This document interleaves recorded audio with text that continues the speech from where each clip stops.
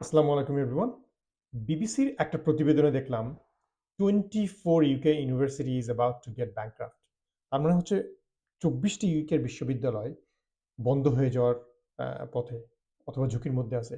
কারণ রিসেন্ট যে ভিসা রেস্ট্রিকশনের কথা বলা হয়েছে এবং ইউকে গভর্নমেন্ট যে ভিসা রেস্ট্রিকশন করেছে ইন্টারন্যাশনাল স্টুডেন্টদের জন্য, তাতে করে অনেকগুলো ইউনিভার্সিটির স্পেশালি লন্ডনের এবং লন্ডনের বাইরে বেশ কিছু ইউনিভার্সিটি তারা এই ইউনিভার্সিটিগুলো ইন্টারন্যাশনাল স্টুডেন্টদের উপর ভিত্তি করে ইউনিভার্সিটিগুলো চলে। তাদের মেজরিটি স্টুডেন্ট কিন্তু ইন্টারন্যাশনাল স্টুডেন্ট। তারা ইন্ডিয়া, পাকিস্তান, বাংলাদেশ, শ্রীলঙ্কা, চায়না এবং ভিয়েতনাম, এশিয়ার অনেকগুলো কান্ট্রি প্লাস আফ্রিকার অনেকগুলো কান্ট্রি, নাইজেরিয়া এবং সাউথ আমেরিকার অনেকগুলো কান্ট্রি থেকে তারা এই ইউনিভার্সিটিগুলো পড়তে আসে। তাদের মধ্যে যে ইউনিভার্সিটিগুলো ঝুঁকির মধ্যে আছে স্পেশালি 10টা ইউনিভার্সিটির কথা বলা হয়েছে।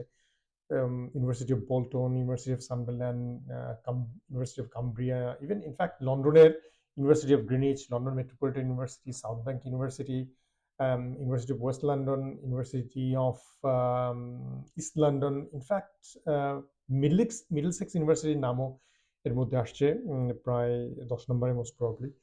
সো এই ইউনিভার্সিটিগুলো ঝুঁকির মধ্যে, কারণ এই ইউনিভার্সিটিগুলোর ম্যাক্সিমাম স্টুডেন্ট বা মেজরিটি স্টুডেন্টই কিন্তু ইন্টারন্যাশনাল স্টুডেন্ট।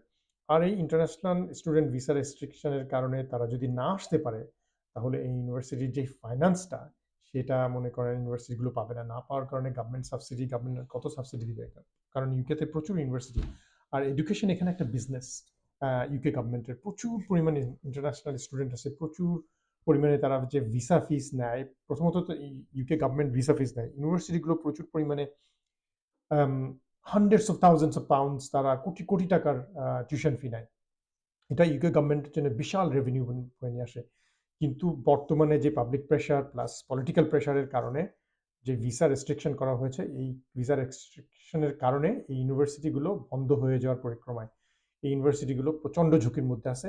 বিবিসিতে একটা রিপোর্ট দেওয়া হয়েছে এবং ইনফ্যাক্ট এমপিরাও গভর্নমেন্টকে বলছে এই ইউনিভার্সিটিগুলো ঝুঁকির মধ্যে ভিসা রেস্ট্রিকশনের কারণে। এতে করে শুধু ইউকের যে ক্ষতি হচ্ছে তা না, তা কিন্তু না। স্পেশালি বাংলাদেশ থেকে যারা বা পৃথিবীর অন্যান্য দেশ থেকে যারা আসেন, বিভিন্ন দেশে এডুকেশন এজেন্সিগুলো রয়েছে। বাংলাদেশে প্রচুর ইন্টারন্যাশনাল এডুকেশন এজেন্সি যারা ইউনিভার্সিটিতে স্টুডেন্টদের ভর্তি হতে সাহায্য করেন। এই এজেন্সিগুলো কিন্তু বাংলাদেশের জন্য অনেক রেভিনিউ নিয়ে আসে।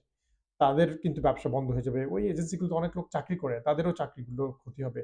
সো ওভারঅল এটা একটা খুবই খারাপ ব্যাপার। তো আপনার ছেলে-মেয়েদেরকে যদি চিন্তা করেন ইউকেতে পাঠাবেন পড়াশোনার জন্যে, শুধু পড়াশোনার জন্যই ঠিক আছে। কিন্তু যদি মনে করেন পড়াশোনা শেষ করে দেশে সেটেল হওয়ার জন্য পাঠাবেন, UK is not the right destination at this moment. ধন্যবাদ।